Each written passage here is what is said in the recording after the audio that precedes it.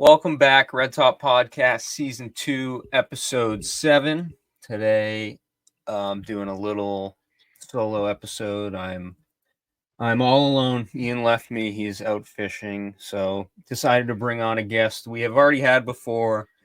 He is a blast to talk to. He catches fish like no one else I know.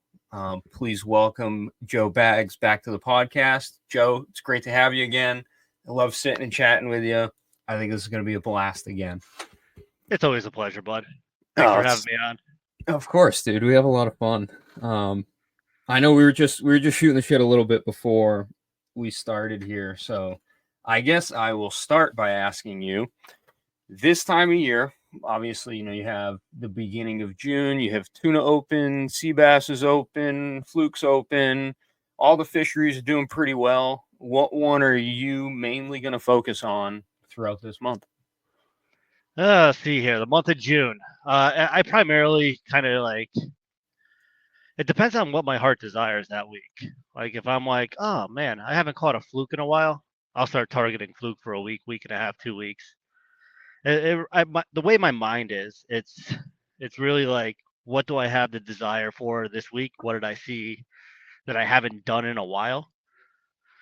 And I'm a big, like, when I go out fishing, I love taking photos. I love connecting people to what I'm doing. So sometimes I'll get messages and people are like, "Hey, I haven't seen you fluke fish in a while." I'm like, you know what? I'm gonna go fluke fishing for you. Yeah. And then next thing you know, like as you're fluke fishing, obviously sea bass come as kind of a bycatch, or sometimes they become the main catch, depending on where you're set up. So a lot of what gets dictated to me is kind of like what my audience really loves to see. And Sure. I obviously right now it's big on striped bass. I just went out to Southwest Ledge over at Block, bagged a bunch of 30, maybe a low 40-pound bass, jigging and on top water with the skipper. And I do love striper fishing. It's kind of a passion of mine, especially when I started in the surf over 30 years ago. So I don't think I'll ever give up on stripers in the month of June, as it is kind of that month where bigger fish start to really present themselves and stage through the tides. So you can never like sleep on trying to target large bass in the month of June. No, I mean, looking back, I think most of my bigger fish come this month because it's the month where like the water temperatures are really starting to heat up. So, it's like Vineyard Sound right now. We have up here at least we have 66 degrees in the Sound. So, pretty soon all those bass that are in those rips are going to start pushing through to Buzzards Bay, through the canal, or they're going to go out and around the Cape. Water's just going to get too warm for them, and it gives you the opportunity to get on. I guess you can classify them as highly migratory fish in the month of June because they're on the move on the Cape at least. I think you also have a lot of other opportunities there too. Like a lot of your rivers are still dumping out herring in the month of June. You got a lot of like shad moving in, so a lot of those estuaries and like river mouths present a great opportunity to light up some big bass. So Yeah, and I know you mentioned. Go ahead. No, it's just another reason why I love the month of June. It just presents so many different locations. Like you mentioned, the Cape Cod Canal. I think everyone that is either that has gotten into surf fishing or anywhere in pretty much the country should come visit the Cape Cod Canal. It is really just a unique place for surf anglers to not only understand the culture of the canal, but also have the experience to fish it as well. Well, It's I don't just know like if you'll. it's a landmark. It is. Although I was going to say, I don't know if you'll ever understand the culture of the canal, but you'll at least get to witness it. Oh, culture changes. So whatever this year or whatever the next 5-year cycle will be, that's what you're going to experience. Yeah. And I know you brought up fluke there for a minute. I'm going to kind of pick your brain just because I'm not a huge fluke guy. My dad loves it. I just can't do it. I'd rather go sea bassing. I think it's way more fun. But I somehow landed a spot on a fluke trip off of Nantucket next Friday. So what would you say are going to be, kind of my must-haves, like what should I be bringing, packing, and expecting. So let me ask you a question before I dive into that. Sure. Is it a six-pack charter or is it a head boat? Six pack. Oh, so a six-pack, you can go a little lighter on your gear. So I would actually probably, so if you're going up to Nantucket, I would bring probably some 2 to 5 ounce jig heads, whether it be like a fluky style or just a jig head that you could attach like an 8-inch gulp to or a 6-inch gulp with. Sure. So on those slack tides, when the tide's not really moving that much, you could actually cast that out, let it hit the bottom, and then just Work bounce it it over. back. Yeah. Yeah, because you're gonna have about an hour of dead tide. Sure. So I would definitely recommend, bringing some jigs, 3 to 5 ounce, maybe 2 ounces as well. That you can just attach a gulp to, and just pitch them out, and then just work them back to you. I think that'll allow you to fish that more slower tide and be productive. That's the Okay. first thing I would do because obviously when a tide's running, a nice chicken rig or a three-way rig with like a 1/4 ounce jig head on it, 1/4 ounce fluky, whatever you prefer. You can go with Joe Bags, you can go with whoever you want. Um, I think that is probably the most productive way to target those doormats out there because you're just using a piece of lead on the bottom. You have lighter jigs, and you're gonna feel every bite. Yeah. So that's what I would recommend. Okay. Definitely bring gulp. Definitely bring like obviously they're gonna have strip fluke bellies or whatever else Yeah, I'm sure. they're gonna have on there. But yeah, definitely like a chicken rig or a three-way rig, and then bring some jigs to pitch like on a spinning reel for that slower slack tide. At least then, because when the tide's moving, you're going to be covering ground, you're going to be fishing, you're going to be getting the action. But when the tide slows down or you get wind against tide, Yeah. you're It'll going to be really wish you had those jigs to be pitching out so you can maximize your time on the water fishing. okay. Yeah, I have a. Well, I actually at the Rhode Island show this year, I picked up I cannot remember the name of the company. It is a conventional. I know it's some carbon conventional rod. That I was actually going to use for like a super super light tuna setup, but I think it might be perfect for fluke. It's got a super soft tip, which I know you kind of want just to feel that soft tap, but it has a meaty backbone to pull them off the bottom. So I think it'll be a nice rod for it. I don't really know, but yeah, lures. I'm totally in the dark. Honestly, I was gonna do one of two things, and it was gonna be bouncing around one of those 9-ounce Nomad Squid Trexes, or I was gonna pray we could find some mackerel and just stick a mackerel on the bottom and see what happens. Yeah, you could do that as well. Yeah, I'm, I I'm mean, sure I'm when you got to remember one thing about fluke is they're a very aggressive fish. yeah, So if you're putting something in front of them and they're feeding, they're they're gonna gonna eat. attack it. And they're gonna chase your bait too. So one thing I will recommend, like fluke fishing, if I could still remember when I first got to 240 cobia, when was it, like 4 or 5 years ago? I started fluke fishing, and I was terrible at it. And it's not like I wasn't on the fish. I was just terrible because they have a particular way that they got to bite. And what I've realized is instead of like when you feel the hit, you set the hook like you are striper fishing. Yeah. You kind of just lift your rod. And Okay. when you feel the weight to them, that's when you just like kind of just drive it home. Sure. Because if you're just feeling that little tap, tap, tap, and then you're setting the hook, a lot of times you're just going to rip it out of their mouth. So if you just gently lift, that fish is still going to stay on there. Okay. It thinks that the bait or the jig is trying to get away. Sure. So they're going to hold on tighter. And then as soon as you feel that dead weight, you just kind of lift with a little bit of like, you're not ripping her over the top of your head, Happy Gilmore style with a swing. No. But you're like driving it home because you are using sharper hooks, black nickel style hooks. Yeah. And that's just gonna puncture right through their cartilage. Okay. So just lift, feel the weight, just just pull them up, and they're gonna hook themselves.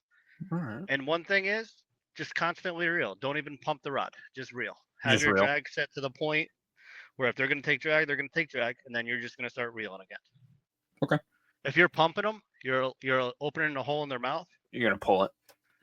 and you're allowing them to get angles on your jig to wiggle it out. But if you just keep Gotcha. constant tension by reeling, you're not going to lose those fish. Okay. That's what I would recommend. You can All learn right. on your own. But Yeah, that's what I I mean, would I'm recommend. I'm super excited to go. I mean, I've always done the like inshore fluking, like in Buzzards Bay, 20 to 30 feet of water. And it has been.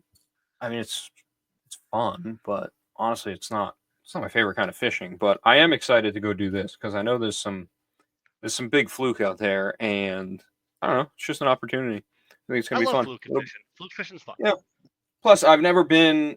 I've only gone south of the Vineyard or east of Nantucket. I've never been to the Shoals, so I don't know. I It's an think it's just gonna be a experience. cool experience.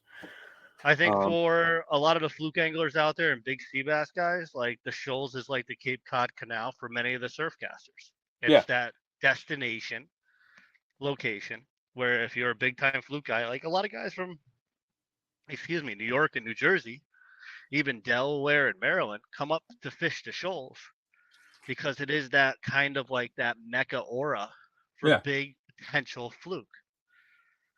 And, like in those states, fluke is really big. A lot of the it is. migratory fish move out, right? And they get a huge summer dumb drilled fluke. So they're catching a lot of 18, 19-inch fish. But when they get a chance for that, that monument mark of 10 pounds, Nantucket really in the shoals really bring that out. And that's why it's a destination for fluke goers. Yeah, and I mean that's why I had to bite at the opportunity when I got it. Just because I know there's this big, I guess you could say nostalgia around the spot that Absolutely. I couldn't pass it up. I was like, hey, I don't even fluke fish, but let me let me bang the day out of work. It's like I'll go, whatever. Let me do it. No, you're gonna have a blast up there. Let me tell you, Yeah. it's gonna be awesome. Plus, admittedly, I'll be possibly packing an extra tuna rod with me just in case. I would just pack fluking stuff. Yeah, you think? Yeah, you're not gonna run into tuna out there. No. I mean, you The might, but I mean, it happens every once in a while. But Yeah, who knows? I don't know. I know the guy we're going with will probably be kitted up for everything, so I'm not that's too it. worried about it. Go catch a 10 pounder. Have fun. I'll be Hit happy some with him. drums. I'll be happy if I get a fish in the boat. You'll get plenty of fish in a boat. You'll definitely get Yeah, 5, 7s all day. I yeah, yeah. I'm excited. I think it's gonna be fun. think it's gonna be a good experience for underneath your belt. So Yeah, who knows? Maybe I'll become an avid fluke fisherman now. Just that's sell it. all my stuff and only fluke fish. Never close yourself off to open up new doors. Yeah, true. But on the topic of tuna, Go I know ahead. we have that rapidly approaching, and I know last year you were all over the yellowfin and the bluefin. I mean, it seemed like you were posting every single day, and you were just on fish. Obviously, I'm sure that was from multiple clips from the same day, but still. Um, what is your approach to tuna this season? Is it any different than last year? Focusing on anything new, new places? What are you thinking? You know what it really is? I'm starting a lot earlier this year. I went out the other day and I saw him. I think I was telling you this earlier. Yeah, We went out to Southwest Ledge to film because we're getting some content for some new products coming out for 2025. sure. And I wanted to, put some of that product to use on some, 30, 40, potentially a 50-pound striper. And we didn't get the 50-pound, but I think we got a 40 and a bunch of high 30s. And then it was at that point, it was like 7 o'clock in the morning, 8 o'clock in the morning. And we had gotten out there at like 5. And we probably already caught like 20 fish at this point, maybe 25. It was every drift, right? Sweet. And when we first got out there, it was pretty snotty. And my film guy Shane was looking at me going, "Dude, it's pretty rough out here." I'm like, "Don't worry, it's gonna flat out." And inside my head, I'm like, "I hope it flattens it." I mean, I'm no weatherman, but right now they kind of botched this report. Sounds like me at the dump last year. Like they botched this one. So 7, 8 o'clock rolls around, and I'm like, "Oh, it's a little better." It's really that 2 feet at 5 seconds now. Yeah. I was like, Shane, guess what? We're heading south. He goes, really? I go, yeah, make a couple more casts, like because at that point we had much content. I wanted Shane to really jump on that Block Island bite. And then he makes a cast, and I make a cast. I'm throwing the skipper. He's throwing like a Patriot fish in pink, and he bangs a big fish, like a 37 pounder, and I'm out there throwing the skipper, and I bang a 35 pounder. Now we have like two 30-pound fish dangling at the side of the boat in the water, of course. We take a couple photos, we release them, and he's like, "Where are we going?" I'm like, "Want to go see a whale show?" He's like, "Sure." So I got some intel from a buddy of mine, and like Shane's like really big into like nature, right? He just Sure. went out to Montana to Yellowstone National Park. It was like filming grizzlies and all that stuff. He's like, "Dude, I've always wanted to get a bubble feed." So I was like, "All right, let's go see if we can make that happen for you." Traveled 25 miles southwest of the ledge, and you know, next thing you know, we come into one whale. I'm like, "Man, we still got like 5 miles to go." I'm like, "All right, one whale's cool. Let's jig behind it, see if there's anything. No marks." He's like, "No, we got to keep going." He's like, "Really?" I'm like, "Yeah."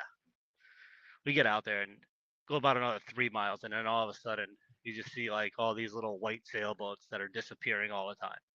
Must have been like anywhere between 50 and 80 whales out there, Jeez. but there was no tuna.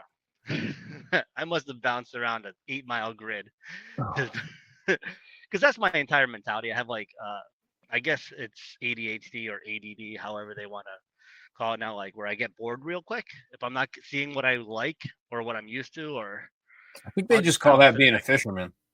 Yeah, no, it's more my personality. I'm like, that conversation's boring. I move on to another one. Like, I don't know. Like, it's just how I am. It's nothing personal to anyone, but I must have bounced around to like 10 or 15 whale pods within like probably like 7 mile grid, but there was no tuna on them. There was like tons of bait, tons of sand eels. But if you go on our Instagram, you'll actually see one of the bubble feeds where the whale actually does like a full circle, Oh, really? and then another whale blows like a bubble in the middle to kind of push them all the bait and all the sand eels into like one particular area. And then you see one whale come up with its mouth, and then you see the other whale come up behind it, and they kind of it's really cool about how the whales in tandem work together Oh, to yeah. create a bubble trap, right? Yeah. To get Yeah, I'm these looking at like it right sand now. eels in like one little area, and they concentrated on that one open area, and where they trapped all the sand eels with their mouths, and then they came out. I thought that was really cool. So Yeah, it is. I'm looking at it right now. It's actually kind of wild to see. yeah, and then you see the birds coming in trying to Yeah. pick up all the other little sand eels and bait that they were there. So like Shane was really excited about that. Like he was on the drone, like, dude, this is awesome. Like I'm so happy I was able to make his day come true. Yeah. Now I'm like, let's get a tuna. Like, you know what I mean? Little cherry on top. Yeah, little cherry on top. But that cherry on top, we did have a shot though. We did have a shot. So we're about 3 hours out there with nothing. I'm jigging. I'm realizing that I'm out of shape. I jigged an 8 ounce and I jigged a 6 ounce, and my arms are about to fall off. I'm like, I got to do Oh, this more often. jeez. Well, It's been a if year. you if you go, it's been a year. Like if you go out there and you do it once and you're only doing it once, your arms are going to be jelly. Oh, yeah. But like last year, I was going out 2 times a week, and by You can do like it all the day. second week, I was like, why are you guys tired? This is easy. All day jigging them, having laughs on the boat with everyone because everyone's new. I try to bring as many like people out that have never been out there before. Sure. And so getting back to that day, um, I'm looking around and I'm like, dude, this is not looking good. And then all of a sudden, I just see this like black wall, and I'm like, that's disturbed water. I'm like, I've seen that before. So I go, Shane, buckle down. He goes, what? I'm like, buckle down. Those are tuna. He goes, where? I go, right there, right to the left of us, right off the port side. And he's just like, that black line. I'm like, that black line's all tuna. And that black line probably went for, I don't know, 200 feet. Oh, It was just a slew of fish. And then, so I motored ahead of him. And I think this is where I might have messed up. I probably should have motored behind them and tried casting over them. yeah. But this is the stuff that like you just go with your first instinct. So I got ahead of them. I pitched the bait into them. Nothing. I didn't even see any of them break towards it at all. Like they were just focused on what they were doing. Just unfazed. And that happens when you're out there. It doesn't Yeah. matter. I threw a top water at them, nothing. And then I threw some other stuff at them, and then nothing. And then they went down. So I'm like, in my head, I'm like, I've seen this before. They usually pop back up like every 15 to 20 minutes. And I'm like, at this point, I'm hoping that they're going to pop up. We waited about another hour and a half, never saw them again. But we had the shot. You know what I mean? We saw the tuna. That means that they were present. That means Yeah. that the season is starting to kick off. Yeah. So I'm really excited about that. I've never gone out this early for tuna before. So I have a feeling like now you asked the question, like, what am I looking forward to? I'm like, well, I guess it's tuna season already because I've already been out there. I can't help it. Once June 1st hits and I get that little email saying that, your license is now valid or whatever the hell Noah emails you there. It's Yeah, like, they give you got to get the HMS permit and everything. So yeah, as soon as I get those emails, my adrenaline just starts going. I was on the phone with Chris LaFrange. Yeah. So I was on the phone with him. I drove by his house the other day and I saw him outside, so I called him. It was supposed to be like a 4-minute phone call. We were on the phone for 45 minutes because he brought up tuna fishing and we wouldn't shut up about it. I must have said bye to him 5 times, so we just kept talking. Yeah. It's something about tuna and me that the past 2 years I have just absolutely fallen in love with it. Yeah, I mean, I think it's like anything new with fishing. Like tuna's relatively new for me. I think I've been doing it for like 4 years now, ever since I had my boat. Yeah, same as me. And I'm no expert, and I always look at it like, all right, what am I out there? I have a good group of guys that I network with, and we bounce ideas off each other. They say, hey, I saw this, and I'm like, did you try this? They're like, no, but I will the next time. And I have a good group of people that are receptive to new information and asking questions because we're all experienced anglers. We're not perfect. We're all still learning because the guys Oh, that of I course. associate myself with, we're forever learners. We're not like, oh, that doesn't work. I'm never going to do that. We're forever learners. I'm willing to try anything at any given time because when you're out there and you're out there 50, 60, 70 miles, you want to be able to get a fish. Right. So you can't go with what works all the time because sometimes you just need to be like, all right, that stuff's not working today. Yeah. What do I do different that's going to create that unique presentation where a fish is going to actually react to the lure that we're throwing? And that's what I like. I would say anybody listening to this podcast, never close yourself off to like what people have to say or learn or do because they might they might tell you 90% bullshit, right? But there could be 10% something in there that you could learn from and apply to your own fishing or your own whatever, maybe even a career path, however you want to look at this. And if you just take that 10%, you just add it to whatever you're doing, you've just become 10% better than you were 5 minutes ago. Yeah. As long as you're able to apply it. It's actually funny you say that because The other day we had a customer come in, and I have always joked about throwing like the small Niners rigs in the canal, like just as a joke. Like, yeah, I bet you this would work. And a customer came in, it was like, I just cannot catch fish. Like, I can see them breaking. They won't hit pencils. They won't hit magic swimmers. Like, I'm gonna try something. I was like, go for it. He walked up with a small Niners rig, and I was like, try it, dude. Go for it. I was like, I've thought about it before. And I kid you not, within an hour and a half, he came back in and he's like, dude, I threw SPs, I threw everything. And then finally, I grew the guts to throw the Niners rig. And as soon as I put it on, I started crushing fish.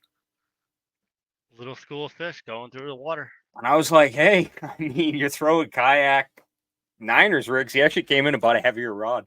It's like, I need a rod that's like 4 to 10 so I can throw this thing. I was like, okay. I was like, it works in freshwater, so I don't know why it wouldn't in saltwater. What do they call those in umbrella rigs or something like that in freshwater? yeah. Well, freshwater, I them in think all it's like an freshwater Alabama tournaments. rig. I think Alabama it's an Alabama rig. rig. Yeah, they banned them in all the tournaments because it was so unfair. Yeah. So why wouldn't it work for striped bass? Exactly. Same thing with like we now carry the Lemire, the jitterbug, the 3-ounce jitterbug. Yeah. Which not only do I know works in saltwater because we've already gotten a couple of bass on him at night. Because the whole spring I spent my time using wake baits for largemouth. Yeah. So I was like, it's the same idea. So yeah, I mean, every night we go out. We got some pogies in front of us the other night. Put the jitterbugs on, and they end up working. You My big cast them goal up, now you is reel them in, and they make noise. What's better than yeah, that? You don't have exactly. to work them. You don't have to do anything. You just reel them in. Yeah, honestly, it's the equivalent of like I guess less traditional metal lip. Yeah. I mean, you take a look But at freshwater and saltwater. I mean, a lot of the same concepts are there. yeah, They're just sometimes there's a disconnect to the application of being applied. And it just takes one person to think outside the box, being like, you know what, maybe that Alabama rig Niner rig in the Cape Cod Canal is gonna work. Boom.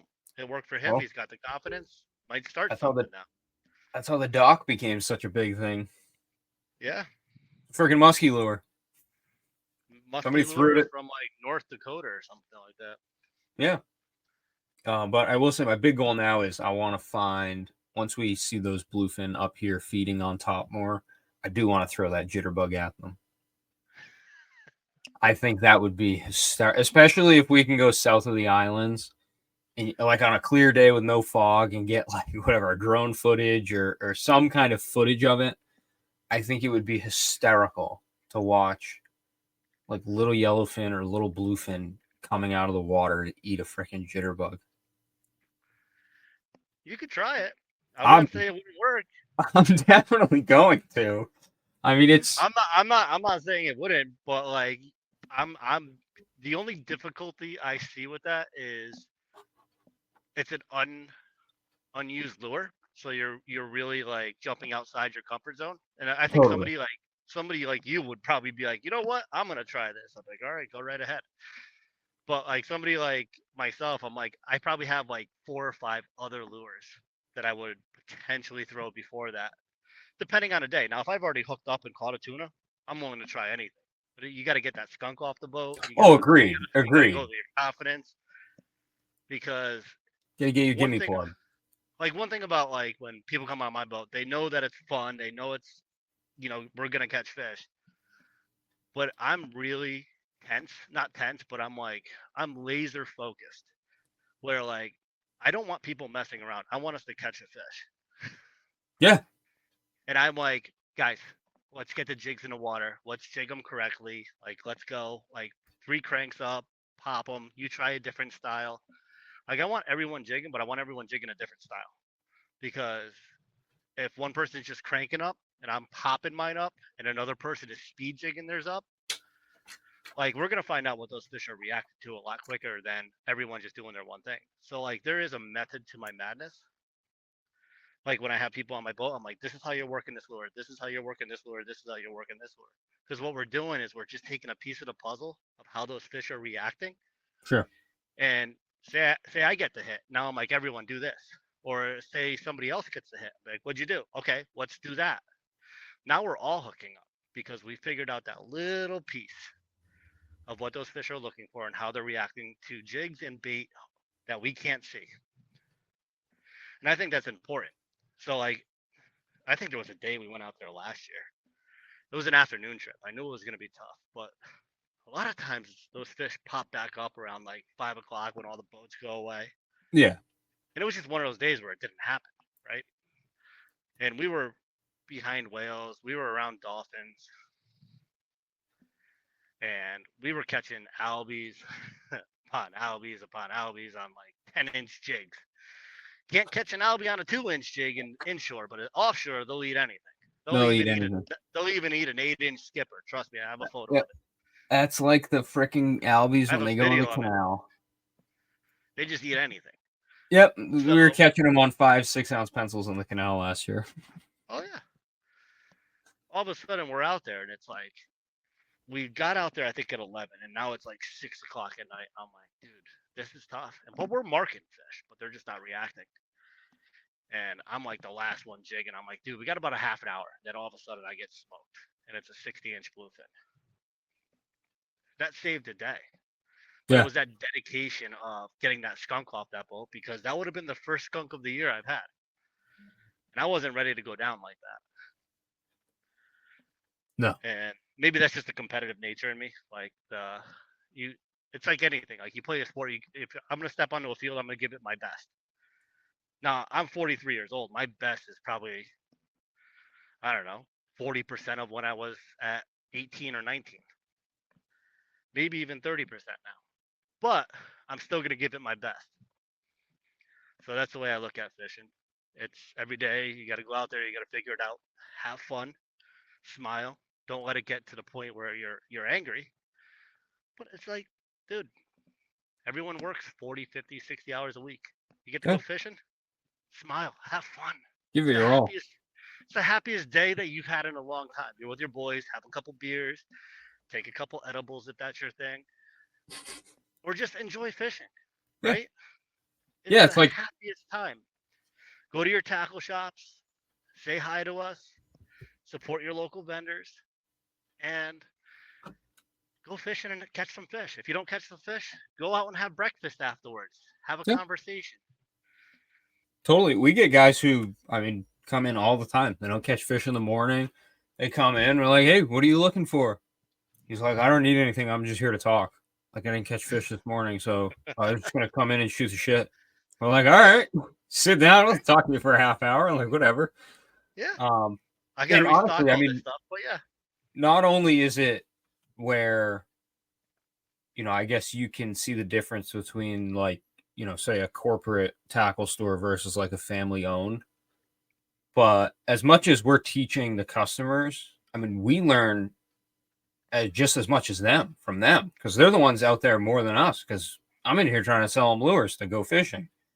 It's like they're the ones out there almost every single morning going out. So, it is cool to see, how everybody kind of reacts to either getting skunked or catching fish. yeah, you gotta have some dialogue. You Yeah, like you. The thing about tackle shops is you guys are very well connected with the fishing community. You're hands on. You're face to face daily with people, and those individuals, those anglers are coming back excited, telling you what they're seeing, and like you're just as well connected as anybody else, if not more connected. yeah, So I think like people listening to this podcast should understand that like tackle shops are a wealth of knowledge. And that's the draw to a tackle shop. Not only like you get a bunch of custom stuff, you get local manufacturers, you got the big retailers in there, like you got any types of rods and reels, but you're getting that up to date knowledge of what's happening around them. totally.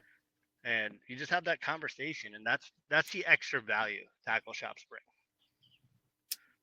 Yeah, and I mean, I guess a prime example of that would be not even for people coming in, but I mean, employees like Ian. When we found Ian, he was fishing Bell Road with like a Penn Fierce combo, no idea what he was doing, like just a complete idiot. Now he's been with us for, I think this will be his fourth or fifth year. Hey, be nice to And Ian. He's a little slow for, at times. oh, I'm going to get nice right now. For a 20-year-old, he is one of the best fishermen I know. Good. And I mean, at least I'll credit that to being in the shop because I Working at a know tackle shop. what I know about fishing now. I can credit it completely to this shop and working here and the customers and everything. Because my knowledge from, 4 or 5 years ago, this will be my fifth year here, is unmatched compared to what I know now. And I mean, I still suck at fishing, but hey, we're all having fun. Listen, you don't suck at fishing if you're going fishing. That's the difference. Exactly. And I think it is funny because, fishing, like you said, you like to be competitive. I'm all for competition, but 90% of the time, I'm out there to have fun. Once I get the skunk off the boat, it's fun time.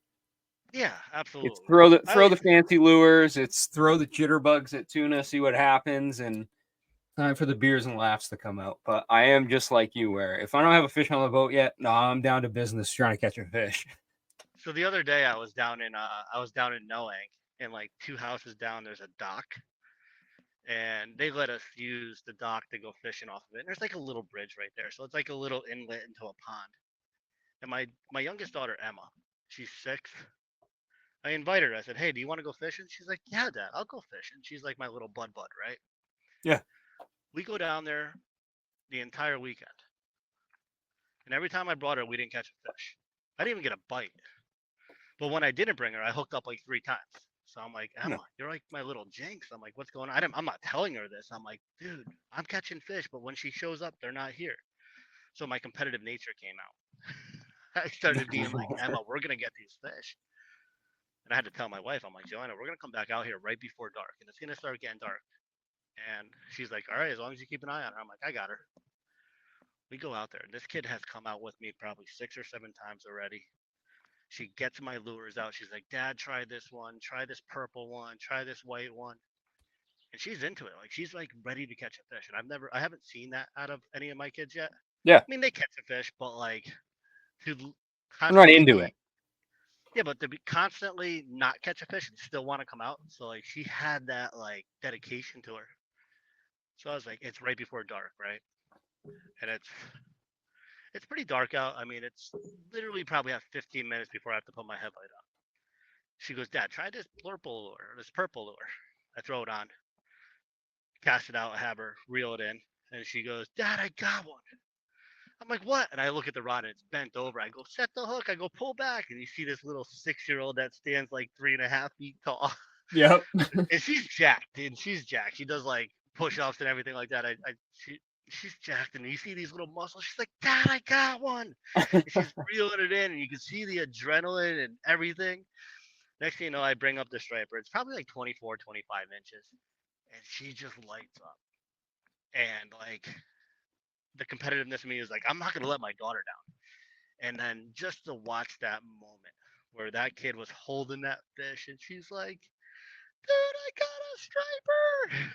Oh, it's probably great. And she's like, This is the best thing ever. She's like, Thank you, Dad. I had her kiss the fish and then let it go. And then the next morning we came back out. I woke her up. I was like, it was like 8 o'clock in the morning. I said, Emma, you want to go fishing? She goes, yeah. She starts putting on her shoes. We get down there. My wife and my other daughter, Carly, come down. They're like, we just want to see what's going on because Emma came back so excited last night that she caught her first striper and yada, yada, yada. And next thing you know, cast out a little, like, we got a little prototype 3-inch paddle tail coming out. So I Okay. threw that out there. And next thing you know, she starts cranking it, and then boom, she gets another one that's like the same size, like 25 inches. I got a video of that one. That's Of great. her. And she was just like, I'm addicted now. She's like, Dad, are we going fishing this week? I'm like, probably not this week, bud. Not until you're out of school. Then I can take you out whenever I want. Because the kids are still in school now. So, but hopefully that's the future. That's the future of Joe Bags. Yeah. Hopefully. Literally. I'm not going to force it on her. But if that's the direction she wants to go, I mean, I got an open door policy for that. So, Yeah, totally. And I mean, it is probably one of my favorite things. Obviously, I'm 20. I don't have kids and don't plan on having them anytime soon. But take your time. I love seeing kids come into this shop with whatever, whether they're with their dad or, the whole family comes in. I love nothing more than to watch a kid run around and like, he's picking up the rubber shads from the Niners, running around with them like, oh, I got a fish. Grabbing lures, throwing them in dad's basket. It's just because, I mean, not only like you said, I mean, your kids will be the future of Joe Bags, but not only that, they're the future of the fishery. They are. I mean, they're I always bring that, the wheel of fun. That's why I always bring that out. I'm like, I want kids to be engaged. Yeah, totally. And the wheel of fun. Spin it, kid. Have fun. Yeah, as long as I'm not managing I love that thing, have somebody else manage it for me, I'm good. Yeah, I mean, it's something cool to see, and I think over the past couple of years, I've definitely seen it becoming a lot more popular in the younger generations. It's trendy. It is. It's kind of like that lifestyle. Like, I think kids today have more access to different lifestyles to try because of how well connected they are and what they see on the internet versus Totally. say my generation where we didn't have the internet and we had to like really network through neighbors and maybe a family member that's extended. So these kids hit these little lifestyle things like, I'll try fishing for a year. I'll go biking. I'm going to ride a bike. I'm going to ride I'm going to go mountain climbing. It's just all accessible. Yeah, it's all accessible now. And I think it's really cool that they have that ability more than we had when I was younger. So, and I think that's good for industries like ours, especially in the outdoors, hiking, fishing, anything. Totally. And I mean, I get kids are going to explore they're going to come into the market. They might be a fisherman, they might not be, but at least they're trying it. Yeah, and I mean, I get to kind of see it secondhand. I have a little cousin. I think he's probably 6 or 7 too. And like last year, they live down in Maryland, so the striper fishing isn't that good. And I went down the canal one morning. I think I was at Bell Road actually, on the rocks there, and it blew up. And he didn't have, like, my cousin didn't have any good lures to throw with him. So I'm like, I happen to have a freaking 4 ounce metal. Throw it on my rod, cast it out. I'm burning the thing across the top, and it was probably a mid 20-pound fish. Just crushed it on top. And I grab him, like, get over here. I'm like, you got to reel this in. And he comes in, and I mean, you're fighting a mid 20-pound fish in the canal at 7. I get him sitting on the rocks. I'm pushing the It's a rod. 30-pounder in any other conditions. Yeah, and it was. I mean, it was a blast. But anyway, we'll get off the kid talk because I'm sure we can go on and on about that forever. I love kids, so I can talk about them forever. But we got to Yeah. talk about fishing now. So you want to know what I'm looking for in June? I will target fluke and sea bass together, stripers, and then obviously I'm going into tuna now, and then whatever else really tickles my fancy week to week. All right, well, here's one for you then. You got any? I know you keep bringing up these prototypes. You got anything you can kind of give the audience ahead of time? I know I asked you this last time. You shot me down, but I'm gonna keep asking until I get something. We're working on our plastic line. I know that we're revamping all our plastics. We're building it around the one jig head now, our shad jigs. So all Patriot fish, all shads, all eel stick baits, all fluke style baits will be geared around this particular one jig head now. And the reason we're doing that is we're able to condense the size of packaging for display reasons, and it's just going to look a lot better for presentation. So a lot of the products are going to remain the same, except that there's going to be, like, the Patriot fish has a curve to fit around the head now. Yeah. That's going to be flush. And it's going to go on our now shad jigs. So like all the old style Patriot fish, will be cycled through this year. Come in 2025, that entire product line is going to be ramped up. Okay. We're going to have we're coming out with a 3-inch paddle tail, it's working now. There's one little modification I had to make to it. And that's going to come in 1/4 ounce, 3/8, and 1/2 ounce. And I already love that because I'm already catching a lot of those bass off the dock on that. On that style bait.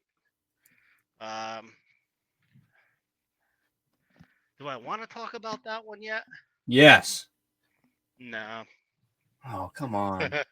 We are coming out with a lot of so if Red Top wants to jump on this, and anybody else that's listening, we are doing a lot of custom swatters now. Okay. So we came out with the frost early on. I think you guys took that on. And in the fall, we're actually coming out with a cotton candy. Okay. A limited cotton candy for the fall. So we're going to do that in a 6 and a 7-inch, and then while supplies last. That's coming out. And then the one that it is a topwater lure, I will tell you that. We already built the skippers in 8, 6.75, and 4.5 inch. Those are already out. You guys got those stocked. Yep, we have those. Topwater lure for pelagics. Oh, what'd you say? You cut out? The other one's a topwater for pelagics that we're coming out with. Okay. So we're working on that. I'm excited. I probably have some other things I'm working on too. I just haven't not really in the mindset to think about it. Plus, I don't want to tell everyone everything. Well, of course, you got to keep some secrets. I know you're always asking me all the time. That's why. I'm always gonna ask. You're like, hey, what do you got coming out? I'm like, nothing, Connor. Nothing. Hey, it's my job to get the inside scoop. The people want to know. I love it when I call the shop. He's like, AJ's like, what are you trying to sell me this year? I'm like, you got time for him? He's like, yeah, come on down. I know. I'm glad finally. I'm not selling you anything. I'm just showing you something that you know is going to work. So Exactly. And I will announce it. I guess it's kind of late in the podcast, but I'll announce it. We do have the sleek jigs now. Took us a while to get them in. I know Joe kept bugging us for it, but we made it happen. We have the 6, 8, and 10 ounce. as well as the new skipper sizes, like Joe said, the 8-inch, the 6.75, and the 4.5. Those are all available in store online. Also, in the description of this, if you're listening on YouTube, I will leave a link to. Resins, you guys have the long cast resins, and you Yep. guys get the fleek jigs. If you get a chance and you're into fleek jigs and you're listening to this podcast, like, Ooh, I'm losing you. All right, we lost Joe.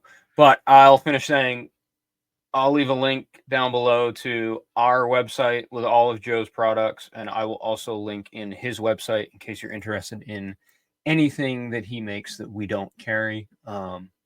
He does have a wide product line, so definitely go check out both links down there. Let me see, is Joe back? we appreciate that. Thank you. Okay, he's back. Perfect. I lost you there. I'm All back. right, perfect. Did you lose me?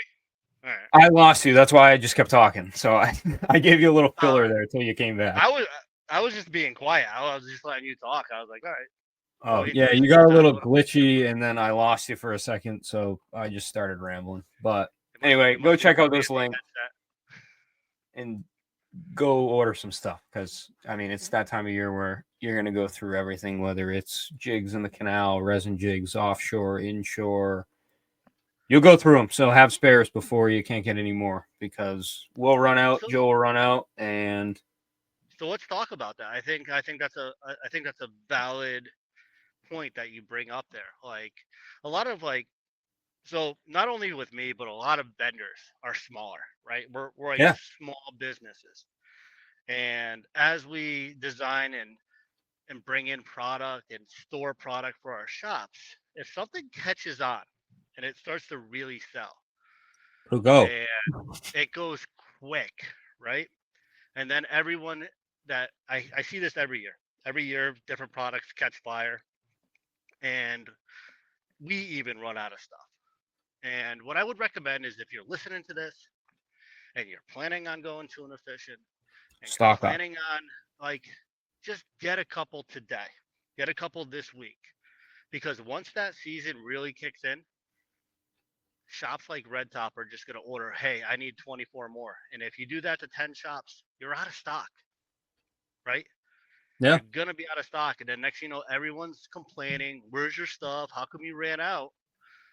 I would say this is probably the best opportunity. You don't have to go crazy, even though we love it if you would, but just pick up one or two. Go to Red Top, pick up one or two jigs, at least have them. Because if they catch on, which they will, and the fish show up, which they will, you're gonna be thankful that you got them ahead of time versus in the middle of the season when everyone's going for them. So just Yes. get ahead of the game, and this is the time to get ahead of the game. Yeah, I mean, I think that's why it's such a big deal to take advantage of, like things like our spring sale or like the Rhode Island show. Like you go there to stock up for the season Yeah, because you know they're gonna have products that by late July into the fall, it's like we're not gonna have them. Like Fish Labs, stock up now. We won't have them. Sleek jigs, I bet you will run out. Skippers, probably gonna run out. They'll go once that lure probably gonna catches run out of on. those. Well, we're not running out of skippers. You got plenty of them. No, you're probably gonna run out of those. Yeah, At least exactly. the smaller ones, I think. Yeah, and I mean it's it's a new product, because and obviously, and I don't have any more on order, so yeah, I'm gonna run out of those before the fall. I should probably put some on order, but yeah. well, Joe, now's the time to buy, man. We're telling the people to buy. We're gonna tell you to buy. Make them up. I'm good. I spent enough. I spent enough now. I gotta collect. I gotta make sure I have enough gas in the boat. There you go. Gotta get those videos. But I will say, I guess I'll kind of put you on the spot, but I do want to link up, even if it's once, a couple times, whatever. I think it'll be cool if we can get out and get some videos together.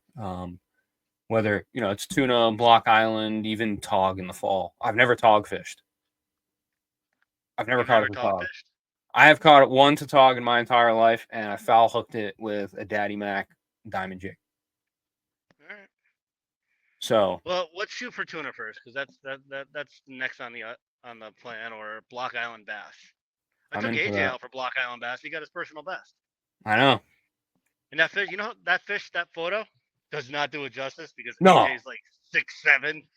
Yeah, that's the problem. Like, he 280. has a picture with a huge. big eye he caught in the canyons. And at the time, it probably would have been the state record. But legitimately, the fish looks just like a football because he's huge. He's just a big person. So it is unfortunate. He should have like a blue ox by the sides of him. Yeah. You know? Yeah, he makes Paul Bunyan every and his fish blue look ox, small. Dude, he's huge. Yeah, it's funny because, I mean, unlike our friend Ralphie, he makes every fish look big. I'm not saying that. Lay off my boy. That's my boy. I love Ralphie. I was just talking to him yesterday. I think we're gonna get out later next week. But good. He doesn't ever fish with me. Yeah, I know. He was telling me, he's like, I feel bad. He's like, before I fish with you, I gotta call Joe. I was like, all right, do your thing, dude. I always invite him out. He's like, nah, man, I can't. I was like, really? He's Like, you can't come out? he's big in the surf, dude, and he learned quick. He's a quick learner. I mean, Yeah. we watched him in the canal. He took over the canal and was catching fish every day. You know, he's doing the same thing at the beaches now. That's good. He's a hell of a fisherman. So you found a little gold mine with him. No, I just love watching him grow. And he's so good. growing. He's constantly getting better. Like, Yeah. not only a gold mine, he's just a great person in general. Oh, he is. Yeah. And So shout out Ralphie. Watching these guys grow and become good people and not be influenced by the negative that they hear and just constantly stay on their path and what they want to accomplish. I love that. Yeah. Like, that shows entrepreneurship. That shows discipline. It's authenticity to your own self-being. Yeah, they kill it out there. They constantly learn and they're putting a lot of time in. So they're great guys. They do. And I've had plenty of situations out on the beach where I'm like, dude, I don't know what to do. I find Ralphie the next day, and I'm like, hey, have you seen this before? Like, what am I doing here? Like, what am I doing wrong? And, you know, it's nice to have somebody that He'll smile a little bit and give you a little laugh. Well, yeah, his little laugh, dude. Yeah. Cracks me up. I was telling him a couple of weeks ago, I had at one of my beach spots, I had bunker like nobody's business in front of me, and I had fish popping them all night. I was throwing live eels, I was throwing soft plastics, metal lips, glide baits, swarters, SPs, paddle tails, everything in my bag I was throwing. They wouldn't touch a thing. He was like, oh, go try this plug. Gives me a plug. I go out the next night, catch fish. I'm like, shit. Now I got to go back, give it to him, and be like, you were right. You were right. You knew what to do. What was it, a metal lip? No, it was a plug that I will refrain from saying because he told me not to say it. I will tell you after, though. All right, that's fine. I was gonna say, once you snagged one of those bunkers by accident, just cut it in half, throw it out there.